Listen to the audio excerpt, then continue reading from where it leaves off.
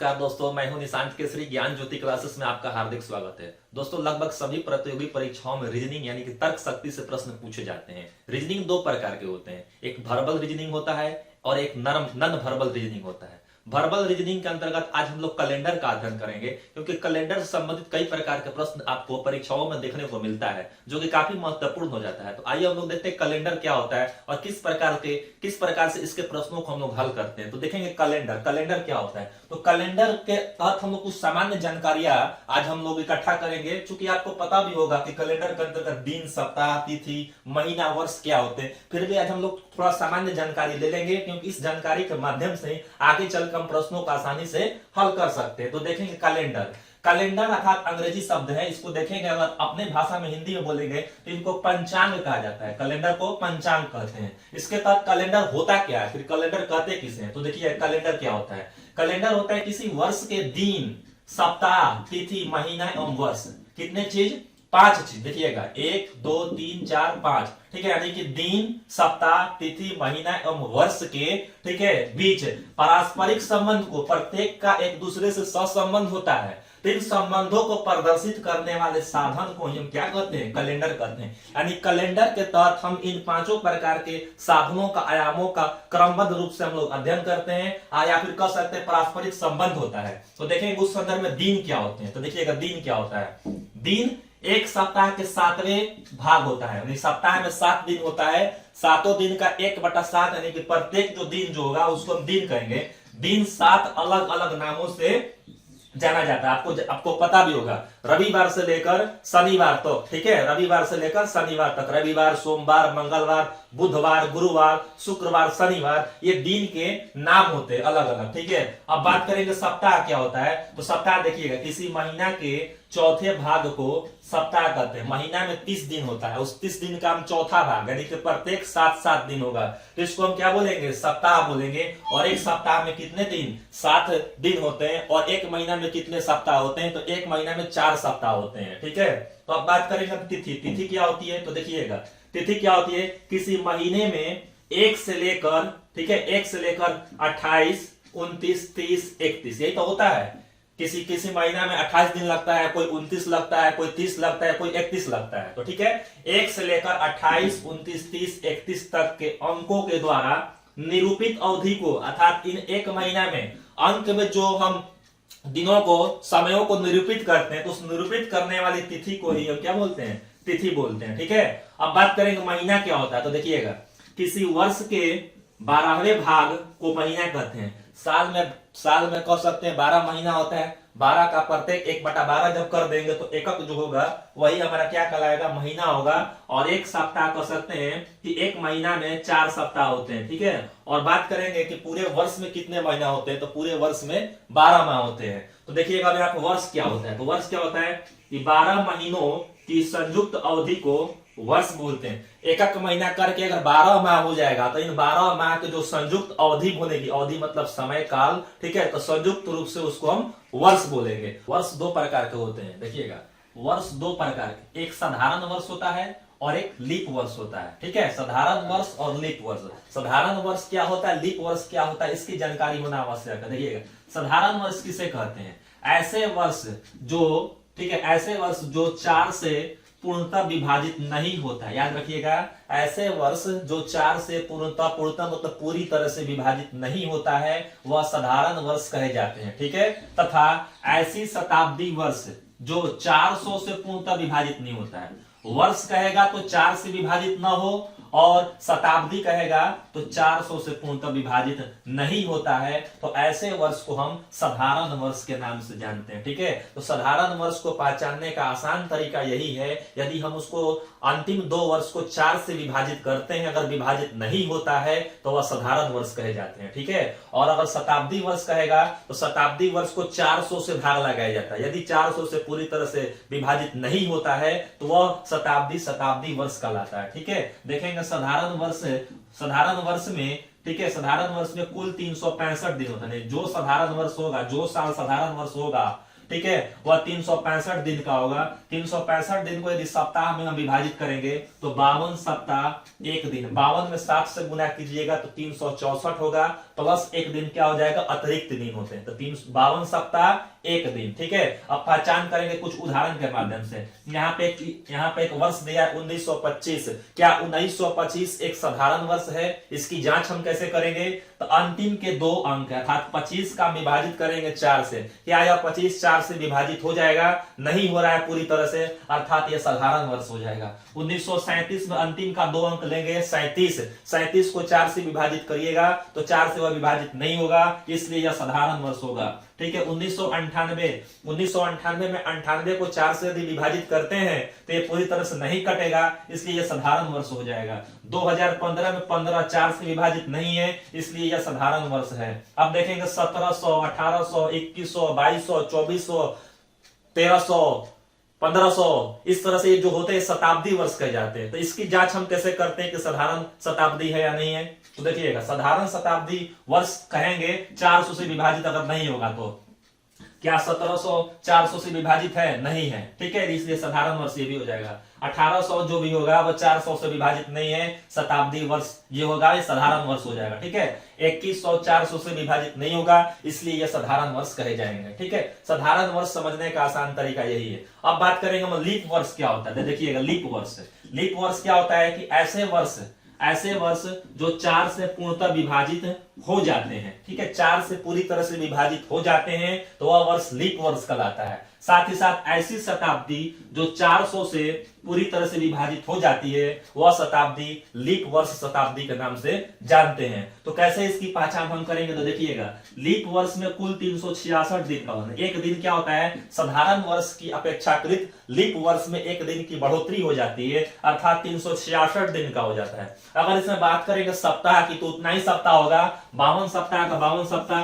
क्योंकि 52 में अगर 7 से गुना कीजिएगा तो 364 दिन होगा, और 364 में कितना दिन बाकी है? 2 दिन, यानी कि लीप वर्ष में 2 दिन क्या होता है? अतिरिक्त दिनों की संख्या होती है। तो इस प्रकार से 52 सप्ताह 2 दिन होते हैं लीप वर्ष में। लीप वर्ष पहचानने का आसान तरीका है कि अंतिम के वर्ष दिए गए वर्ष के अंतिम 2 अंक में 4 से अगर विभाजित करते हैं और पूरी तरह से वह विभाजित हो जाता है तो वह लीप वर्ष कहे जाते हैं। लीप वर्ष क्या होता है? साधारण वर्ष की तुलना में इन दोनों के बीच में 4 वर्षों का अंतराल होता है। ठीक है, प्रत्येक 4-4 साल पर आएगा। तो देखेंगे 1924 में अंतिम का 2 अंक 24 4 से पूरी तरह से ये विभाजित है, इसलिए 1924 जो होगा वह लीप वर्ष होगा। बात करेंगे 1936, तो 36 क्या है? 4 से पूरी तरह से विभाजित है, इसलिए क्या होगा? 1936 एक लीप वर्ष हो जाएगा। 1996, तो 1996 में अंतिम का 2 अंक यानी कि 96 जो है, ठीक है, या पूरी तरह से 4 से विभाजित है, इसलिए यह क्या होगा? लीप वर्ष होगा। बात करेंगे 2016, तो 2016 में अंतिम का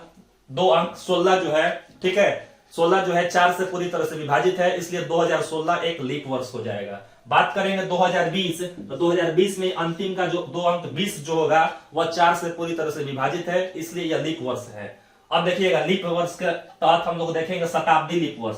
1600, 1200, 1600, 2024, इसको चेक करेंगे। ठीक है, 1200 400 से पूरी तरह से विभाजित है, 1600 400 से पूरी तरह से विभाजित है, 2400 से पूरी तरह से विभाजित है, और 2400 400 से पूरी तरह से विभाजित है। इस प्रकार ये जो हो जाएंगे लीप वर्ष कहे जाएंगे। आप आसानी से साधारण वर्ष और लीप वर्ष की पहचान कर सकते हैं, क्योंकि कभी कभी ऑप्शन में दे देगा निम्न में से कौन सा वर्ष साधारण वर्ष है, या निम्न में से कौन सी शताब्दी लीप शताब्दी है या फिर साधारण शताब्दी है। आप इसकी जांच कर सकते हैं। अब हम लोग देखेंगे कि आसानी से कैसे किसी डेट का हम लोग दिन कैसे निकालते हैं। जैसे आपसे डायरेक्टली अगर पूछ लिया जाए कि बताइए कि 5 सितंबर 2008 को कौन सा दिन था, 15 अगस्त 2030 को कौन सा दिन होगा, तो ऐसे ऐसे प्रश्न भी पूछे जाते हैं। तो इसको हम कैसे आसानी से उसे दिए गए दिन को या दिए गए डेट को कैसे हम निकाल सकते हैं, तो इसकी जांच हम लोग करेंगे। इसकी पहचान कैसे करेंगे, आइए अब हम लोग उसको देखते हैं। किसी निश्चित तिथि का दिन कैसे ज्ञात करेंगे, उसके लिए यहाँ पे कुछ आसान तरीका है जिसको हम ट्रिक्स के माध्यम से भी कर सकते हैं। ये ट्रिक ऐसा ट्रिक है जो आप किसी निश्चित तिथि, जैसे कि मान लीजिए कोई दिनांक दे दिया गया, उस दिनांक के दिन कौन सा दिन होगा, इसकी ज्ञात करने के लिए आसान से ये तरीका है। इसको ज्ञात हम आसानी से कर सकते हैं। जैसे देखिएगा, दिन ज्ञात करने का आसान तरीका या आसान ट्रिक्स भी कह सकते हैं, तरीका भी कह सकते हैं, ये ट्रिक्स भी कहते हैं। चूंकि ट्रिक्स के माध्यम से ही आप कह सकते हैं उस प्रकार के दिन को ज्ञात कर सकते हैं। तो देखिएगा, इसके लिए आपको पता होगा कि वर्ष में 12 महीना होता है, जनवरी से लेकर दिसंबर तक होता है। प्रत्येक जनवरी से लेकर दिसंबर तक का कोड निर्धारित होता है। साथ ही साथ दिन होते हैं, रविवार से लेकर शनिवार, उसका भी कोड होता है। तो इस चीज को हम लोग थोड़ा याद कर लेंगे, ठीक है। तो कैसे समझेंगे, कैसे हमें याद हो जाएगा, तो देखिएगा, सबसे पहले देखिएगा 12 महीने, जनवरी, फरवरी, मार्च, अप्रैल, मई, जून, जुलाई, अगस्त, सितंबर, अक्टूबर, नवंबर, दिसंबर। अब इसका यहाँ पे कोड है, जैसे देखिएगा कोड, जनवरी का 1 कोड, फरवरी का 4, मार्च का 4, अप्रैल का 0, मई का 2, जून का 5, जुलाई का 0, अगस्त 3, सितंबर का 6, अक्टूबर 1, नवंबर 4 और दिसंबर का क्या होगा, 6 होगा। अब याद कैसे होगा, रही बात कि हम इस चीज को याद कैसे करेंगे। क्योंकि देखिएगा, आपको मोबाइल नंबर बहुत सारा याद होगा, जाहिर सी बात है कि 5-6 मोबाइल नंबर आपको याद ही होगा, क्योंकि वो 10 अंक का होता है। लेकिन यहां पर क्या होगा, 12 अंक आएंगे। आसानी से इसको भी हम याद कर सकते हैं। आप उसमें एक ऐड कर लीजिए, अपने मोबाइल जितना नंबर आपको याद है उसमें ये भी ऐड कर लीजिए, याद कर लीजिएगा 12 अंक वाला। तो कैसे याद करेंगे, देखिएगा, इसको याद करने का एक तरीका, आसान सा तरीका क्या होता है कि आप इसको खंड खंड कर पढ़िए, यानी कि थोड़ा थोड़ा करके पढ़ेंगे, विभाजित करके ऐसे करेंगे। देखिएगा, 144 0, ठीक है, 250, इतना तक पढ़ेंगे। 144 0 250 36, ठीक है। उसके बाद एक पढ़ेंगे, उसके बाद 46, ऐसे पढ़ेंगे। देखिएगा आप कैसे इस चीज को हम पढ़ेंगे, आपको भी याद हो जाएगा आसानी से। 144 0 250 36 1 46, क्या ये याद हुआ? 144 0 250 36 1 46। इस प्रकार से क्या हो गया, ये वर्ष के जो माह जो होते हैं, 12 माह का 12 कोड हो जाता है। एक बार फिर से बोलते हैं, आसानी से याद आपको हो जाएगा, ठीक है। 144 0 250 36 1 46, इस प्रकार से आसानी से आपको याद हो जाएगा। अभी भी नहीं याद होता, एक बार और हम आपको याद करवाने की कोशिश करते हैं। देखिएगा, 144 धारा 100 कर सकते हैं, यहाँ पे 144, ठीक है। तो 144 0 250 को एक साथ पढ़ेंगे, 36 में 1 मान के चलोगे, 1 के बाद क्या होगा, 46, 36 1 46। इस प्रकार से ये वर्ष के कोड होते हैं, साधारण वर्ष के कोड होते हैं। अब देखेंगे लीप वर्ष जो होता है, लीप वर्ष में आपको अभी बताएं कि लीप वर्ष में 366 दिन का होता है। तो उस लीप वर्ष में क्या करना है, कुछ संशोधन करना है इस कोड में। क्या करिएगा, सिर्फ जनवरी और फरवरी में परिवर्तन होगा, बाकी सब सेम चलेगा वही। जनवरी और फरवरी में क्या होगा, लीप वर्ष में जनवरी के लिए 0 हो जाएगा और फरवरी के लिए 3 होगा, बाकी सब सेम यही वाला होगा। फिर से एक बार हम बोलते हैं कि साधारण वर्ष का जो कोड जो होगा 144 0 250 36 1 46। लीप वर्ष में जनवरी और फरवरी का सिर्फ कोड बदलता है, केवल और केवल लीप वर्ष में। उस लीप वर्ष में जनवरी फरवरी का कोड क्या होता है, जनवरी के लिए कोड हो जाता है 0 और फरवरी के लिए कोड हो जाता है 3। बस इतना याद कर लेना होगा। अब बात करेंगे दिन और उसके कोड क्या होते हैं। आपको पता होगा, रविवार से शुरुआत होता है और शनिवार पर खत्म होता है। रविवार, सोमवार, मंगलवार, बुधवार, गुरुवार, शुक्रवार और शनिवार। इस प्रकार से इसका कोड जो बनेगा 1 से स्टार्ट करेंगे। रविवार यानी कि 1, सोमवार 2, मंगलवार 3, बुधवार 4, गुरुवार 5, शुक्रवार 6 और शनिवार को 7 ना करके हम 0 करेंगे, यानी कि 1 2 3 4 5 6, उसके बाद 0। आसानी से याद हो जाएगा। रविवार स्टार्ट करेंगे, रविवार, सोमवार, मंगलवार, बुधवार, गुरुवार, शुक्रवार, शनिवार, 1 2 3 4 5 6, उसके बाद 0, ठीक है। ये कोड याद हो गया। अब बात करेंगे शताब्दी वर्ष के कोड। शताब्दी वर्ष बताते हैं अभी कि शताब्दी वर्ष क्या होता है, 400, ठीक है। ऐसे मैं एक तरह से लगा रहेगा शताब्दी, तो कैसे देखेंगे इस चीज को, देखिएगा शताब्दी वर्ष कोड कैसे याद करेंगे। इसके लिए आपको 1900, अभी कौन सा शताब्दी चल रही है, तो अभी मान लीजिए कि चल रहा है आपका 2022 आ गया, तो 2022 आ गया, यानी 21वीं शताब्दी में हम लोग हैं, ठीक है।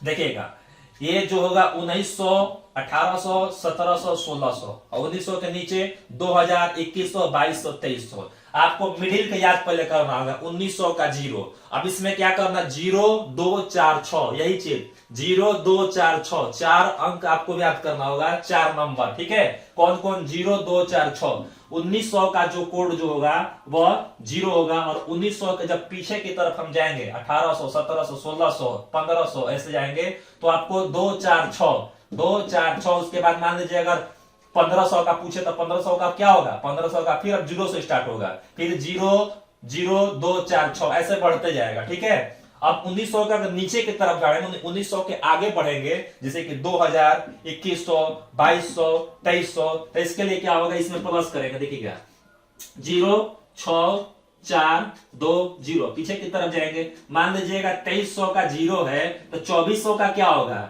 2400 का 6 हो जाएगा, क्योंकि इधर क्या है देखिएगा 6420, 6420, 6420 ऐसे जाएगा नीचे की तरफ। 1900 के पीछे जब जाएंगे तो कैसे बढ़ेंगे? 246, ठीक है, मैंने 0 से 0246, फिर 0246 ऐसे की तरफ बढ़ते हैं। परीक्षा में ज्यादातर आपसे प्रश्न जो पूछे जाते हैं 1900 और 2000 से, 1800 से भी अगर पूछ ले तो आसानी से बच जाएगा। इस प्रकार ये क्या होता है? ये शताब्दी वर्ष है और इसके ये कोड होते हैं। इन तीनों का हम लोग प्रयोग करके, ठीक है, उस दिनांक अर्थात कर सकते, उस डेट का हम लोग दिन ज्ञात कर सकते हैं। अब इसके लिए एक सूत्र निकल कर सामने आया। सूत्र क्या होता है तो देखिएगा, सूत्र में आपको 5 चीज जोड़ना पड़ता है। 5 चीज जोड़कर और 7 से भाग लगाते हैं तो वह 5 चीज क्या होता है तो देखेंगे। सबसे पहले डेट, यानी कि डी फॉर क्या होगा? डी फॉर यहाँ पर डे, यानी कौन सा डे रहेगा, जैसे कि मान लीजिए 15 है तो 15, ठीक है, तो डेट हो जाएगा। और एमसी का मतलब मंथ कोड, मंथ कोड का मतलब होता है माह का कोड, वर्ष का कोड। ये वर्ष का कोड यहाँ पे आप देख चुके हैं, ठीक है। उसके बाद ईयर में कौन सा? ईयर मतलब वर्ष होता है, ईयर मतलब वर्ष। वर्ष का अंतिम 2 अंक लिखते हैं, ठीक है, अंतिम 2 अंक रखेंगे। उसके बाद है वाई क्यू, ईयर कोसेंट, अर्थात ईयर में, ठीक है, वर्ष में 4 से हम भाग लगाएंगे, वर्ष में 4 से भाग लगाएंगे। भाग लगाने के उपरांत जो भागफल प्राप्त होगा वही क्या कहलाता है? ईयर कोसेंट, यानी कि वर्ष का भागफल, ठीक है। अब यहाँ पर सीडी का मतलब यहाँ पे सेंचुरी कोड होता है। सीडी का मतलब सेंचुरी कोड, यानी कि शताब्दी कोड। ये जो शताब्दी है ना, इसका कोड लगाएंगे। इस प्रकार से 5 चीज को ऐड कर देंगे। ऐड करने के उपरांत हम 7 से क्या करेंगे? भाग लगा देंगे। 7 से भाग लगाएंगे, ठीक है। 7 से भाग लगाने के बाद जो शेषफल बचेगा, ठीक है, 7 से भाग लगाने के बाद जो शेषफल बचेगा उस शेषफल को हम दिन वाला चार्ट में देखेंगे। और जो जिसके सामने मान लीजिए शेषफल 6 बचेगा तो शुक्रवार होगा, यदि शेषफल 3 बचेगा तो मंगलवार हो जाएगा, शेषफल 2 आ रहा है तो सोमवार हो जाएगा, ठीक है। इतना तक काम करना है इस सूत्र के माध्यम से 5 चीज। अब विभिन्न प्रकार के इसके उदाहरण हम देखेंगे और कैसे उदाहरण के माध्यम से हम इस चीज का कह सकते हैं एक तरह से दिन निकाल दे। तो देखिएगा उदाहरण के माध्यम से समझेंगे। देखिएगा उदाहरण क्या है, जैसे 15 अगस्त सन 1947। आपको पता भी होगा कि 15 अगस्त सन 1947 को हमारा भारत देश आजाद हुआ था। तो एक मन में उत्सुकता होती है कि आखिर वह कौन दिन था, उस दिन कौन सा दिन था, ठीक है, सोमवार था, मंगलवार था, बुधवार था। तो इसको निकालने का एक आसान तरीका अभी हम आपको सूत्र के माध्यम से बताएं तो कैसे हम निकालेंगे इसको, ठीक है। और भी बहुत सारा उदाहरण हम लोग देखेंगे। तो 15 अगस्त सन 1947 को कौन सा दिन था, इसके निकालने के लिए सूत्र के माध्यम से भी स्टार्ट करेंगे। देखिएगा जैसे जैसे एक एक करके हम समझाते हैं। शुरुआती समय में हम समय ले रहे हैं कि ताकि आपको अच्छे से समझ में आ सके। जब आपका प्रैक्टिस हो जाएगा तो आप इसको चुटकियों में बना सकते हैं, ठीक है। तो देखिएगा पहले क्या रखना है, पहले डे मतलब दिन, मतलब कि जो तारीख था ना 15 वो रखेंगे, 15 का 15 रखेंगे, ठीक है। उसके बाद MC month code, month code के मतलब यहाँ पर जो मंथ दिया रहेगा उस मंथ का हम कोड रखेंगे। अगस्त दिया है तो इस चार्ट के माध्यम से अगस्त का कोड कितना होता है, अगस्त का कोड 3 होता है, ठीक है। अगस्त का कोड डाल दिए 3, प्लस का चिन्ह रहेगा। जो साल दिया रहेगा, जो वर्ष दिया रहेगा उस वर्ष के अंतिम 2 अंक लिखेंगे। 47 है तो टोटल 47 लिख देंगे यहाँ पे, प्लस का चिन्ह जाएगा। 5 चीज रखते हैं। अब क्या करेंगे, इस वर्ष में वाई क्यू का मतलब ईयर कोसेंट, मतलब क्या होता है ना कि वर्ष में 4 से भाग लगा देंगे। भाग लगाने के बाद जो भागफल प्राप्त होता है वही जो है वाई क्यू कहलाता है। तो देखिएगा 47 में भाग लगाइएगा, ठीक है। 47 में यदि 4 से भाग लगाएंगे तो कितना बचेगा, इसका हम भागफल निकालते हैं, ठीक है। कितना आया 11 आया, तो 11 लिख देंगे, प्लस का चिन्ह लगाएंगे। उसके बाद आपको पांचवा चीज क्या रखना है, ये कौन सा शताब्दी चल, मतलब कह सकते 1900 वाला चल रहा है, ठीक है, शताब्दी तो वाला 2000 हो जाएगा, लेकिन 1900 यहाँ पे दिया हुआ, तो 1900 को क्या करेंगे, कोड देखेंगे, 1900 का कोड यहाँ पे 0 होता है, तो यहाँ पे 0 लिखें।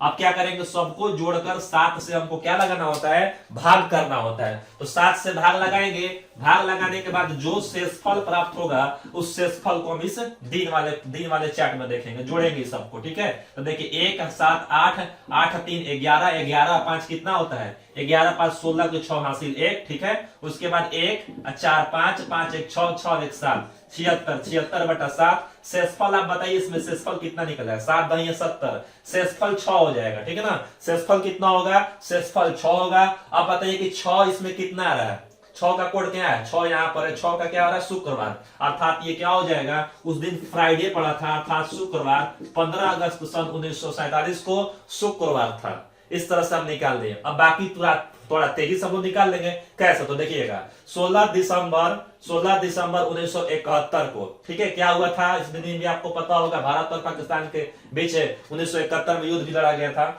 तो देखेंगे यहाँ पर 16 का 16 रखेंगे, दिसंबर का कोड 0 144 0 250 36 146 यानी कि 6 हो जाएगा।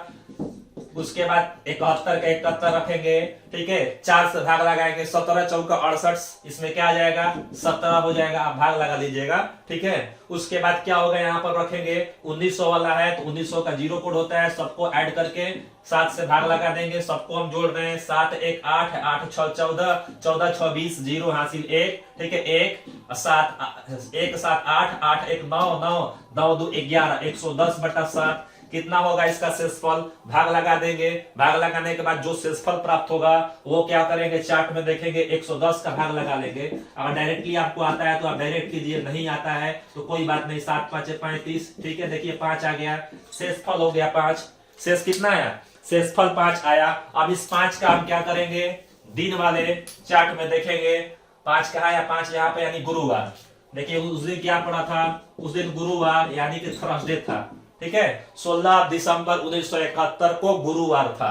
अब एक और चेक करेंगे, 16 जुलाई 2012, 16 जुलाई 2012 को कौन सा दिन था, तो फिर उसी तरह से 16 का 16 करेंगे, जुलाई, जुलाई का कोड क्या होता है, जुलाई का कोड 0 होता है।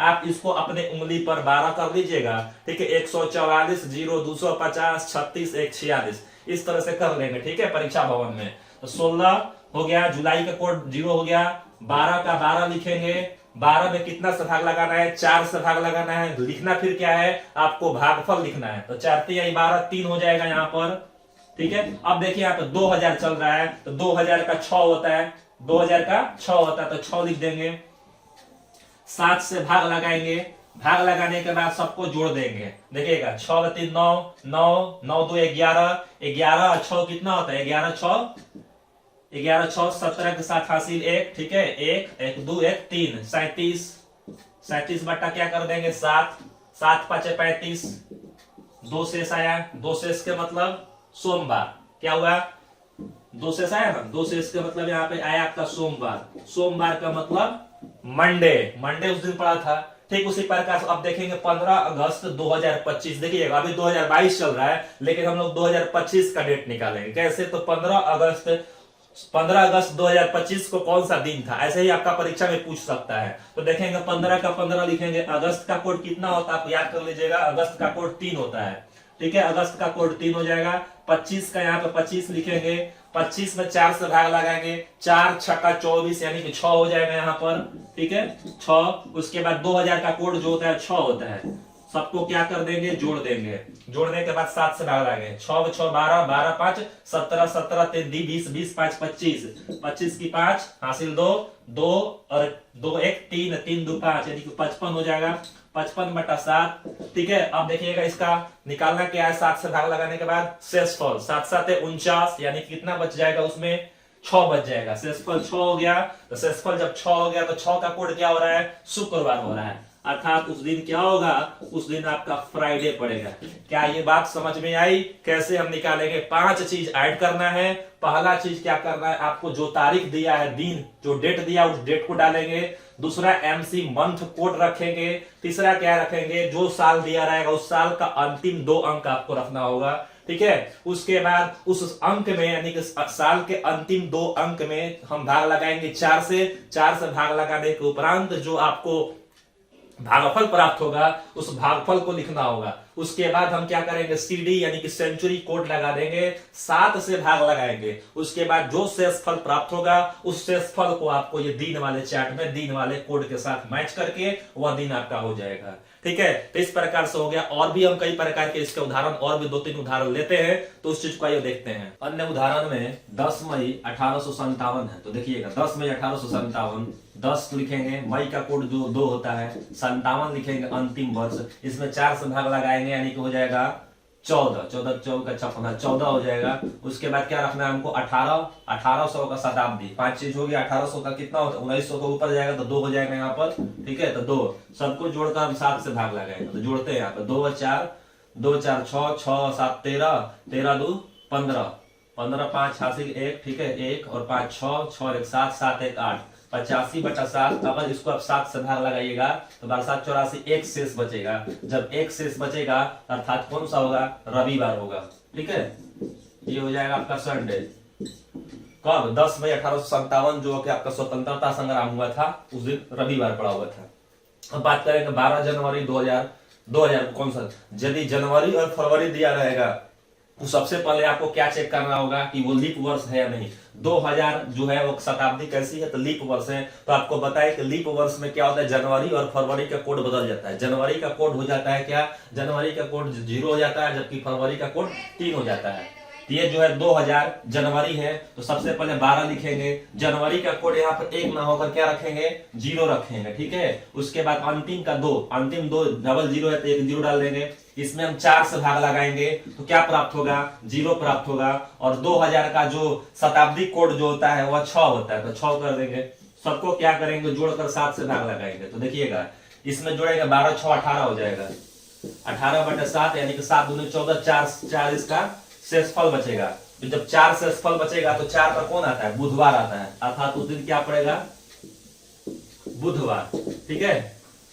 12 जनवरी 2000 को कौन सा दिन था, बुधवार था। एक और उदाहरण देखेंगे, 28 फरवरी 2008, तो यहाँ पे भी फरवरी आ रहा है, तो ध्यान देंगे लीप वर्ष है या नहीं। तो सन 2008 एक लीप वर्ष है, तो फरवरी का कोड यहाँ पर क्या हो जाएगा, फरवरी का कोड 3 हो जाएगा। 28 का 28, फरवरी का कोड हो जाएगा 3, अंतिम का 2 वर्ष यानी कि 8 का 8 लिखेंगे, ठीक है। अगर इसमें 4 से भाग लगाइएगा तो 4 दूनी 8, 2 बचेगा यहाँ पर इसका भागफल। उसके बाद क्या करेंगे, हम 2000 का कोड डाल देंगे। 2000 का कोड 6 होता है, सबको जोड़कर 7 से भाग लगाएंगे।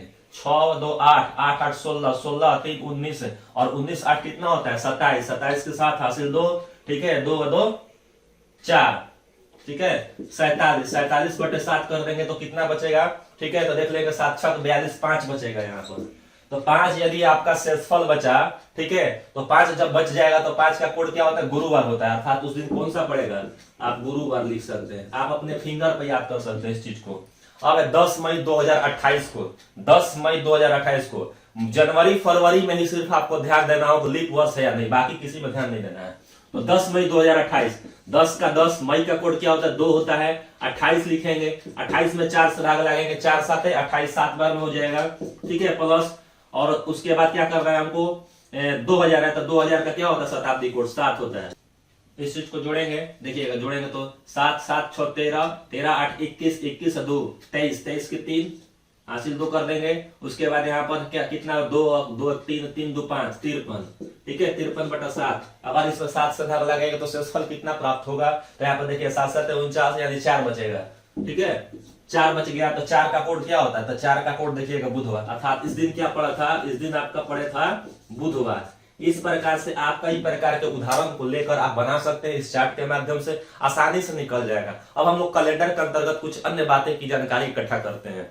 तो ये देखते हैं कैलेंडर में अन्य बातें। कैलेंडर के अंतर्गत कुछ ध्यान देने योग्य बातें, देखिएगा ध्यान देने योग्य कुछ महत्वपूर्ण तथ्य है, इस तथ्य को समझने का हम प्रयास करते हैं। देखिएगा किसी भी दिन में ठीक है, 7 दिन जोड़ने या फिर 7 दिन घटाने, ठीक है, कोई भी दिन दिया रहेगा, उस दिन में यदि आप 7 दिन जोड़ते हैं या 7 दिन पीछे जाते हैं घटाते हैं तो वही दिन प्राप्त होता है। अर्थात 7 दिन जोड़ेंगे या 7 दिन घटाएंगे तो वही दिन प्राप्त होगा। कुछ उदाहरण के माध्यम से देखेंगे। देखिए, यदि आज सोमवार है तो सोमवार में यदि आप 7 दिन जोड़ते हैं तो वही सोमवार ही प्राप्त होगा, कोई भी दिन हो। यदि मंगलवार हो, मंगलवार में 7 दिन जोड़ देंगे तो अगला जो 8वां दिन जो प्राप्त जो होगा वह मंगलवार होगा। जैसे कि देखिएगा बुधवार, बुधवार में से यदि 7 दिन पीछे की तरफ जाते, 7 दिन कम करते हैं तो वही बुधवार ही प्राप्त होगा। ये जानकारी आपको पता भी होगा। जैसे कि देखिएगा 10 दिसंबर को यदि शुक्रवार है, ठीक है, 10 दिसंबर को यदि शुक्रवार है तो अगला शुक्रवार कब होगा, तो अगला शुक्रवार 7 दिन के बाद अर्थात 17 तारीख को क्या होगा, 17 दिसंबर को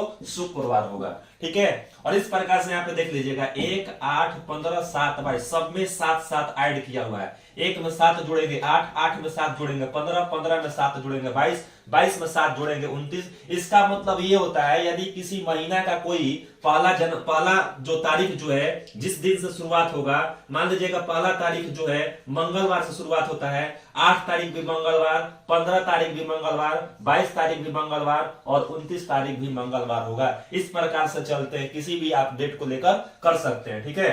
दूसरा तथ्य देखेंगे, ये तो आपका अपना हो गया। अब देखेंगे इसमें, देखिएगा साधारण वर्ष का पहला दिन और अंतिम दिन। साधारण वर्ष कैसे निकालते हैं बताए थे आपको कि 4 से यदि भाग लगाते हैं दिए गए वर्ष में, यदि पूरी तरह से नहीं कटता है तो वो साधारण वर्ष होता है, ठीक है। तो साधारण वर्ष का पहला दिन और अंतिम दिन समान होता है। अर्थात साधारण वर्ष जिस दिन से शुरुआत होता है, अर्थात 1 जनवरी से कोई वर्ष शुरुआत होता है, 31 दिसंबर पर समाप्त होता है, तो वह दिन क्या होंगे, समान होंगे। किसमें, साधारण वर्ष में। देखिएगा यहाँ पे 1 जनवरी 2022, अभी 2022 चल भी रहा है, कुछ दिन पहले हम लोग 1 जनवरी सेलिब्रेट भी किए। तो 1 जनवरी 2022 को कौन सा दिन पड़ा था, शनिवार हुआ था। तो आगे जो जब हमारा यह वर्ष समाप्त होगा था 31 दिसंबर जब होगा, तो 31 दिसंबर 2022 को कौन सा दिन होगा, तो शनिवार ही होगा, क्योंकि 2022 एक सामान्य वर्ष है, ठीक है।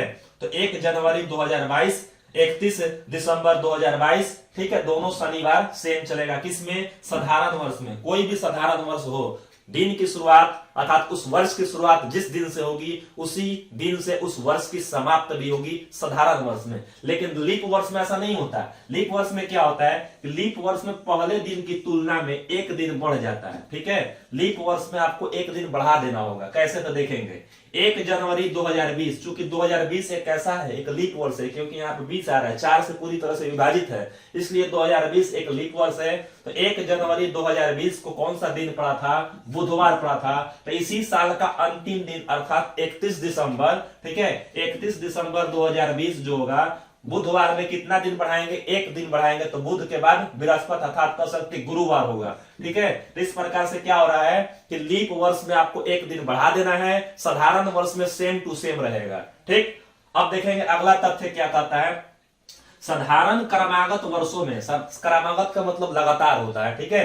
तो साधारण क्रमागत वर्षों में किसी निश्चित तिथि के दिन की तुलना में उसके ठीक अगले वर्ष में, ठीक है, उसके ठीक अगले वर्ष में उस तिथि को 1 दिन बढ़ जाता है, ठीक है। 1 दिन क्या करेंगे, बढ़ जाएंगे। देखिए कैसे इस चीज को समझेंगे। जैसे कि मान लीजिएगा 5 जनवरी 2022, आज 5 जनवरी है, तो 5 जनवरी 2022 आज कौन सा दिन है, आज बुधवार है, ठीक है। 5 जनवरी 2022, इसी 5 जनवरी 2023 में, अर्थात अभी 22 चल रहा है, 1 वर्ष के बाद 23 हो जाएगा, 2023 हो जाएगा। तो 5 जनवरी 2023 को कौन सा दिन होगा, चूंकि देखिए क्रमागत चल रहा है, तो 22 के बाद 23 आ रहा है, ठीक है, साधारण वर्ष में। तो 22 के बाद 23 आ रहा है, तो आपको करना क्या है, आज बुधवार है तो 1 दिन बढ़ा देंगे, यानी कि बुध के बाद क्या होगा, गुरुवार।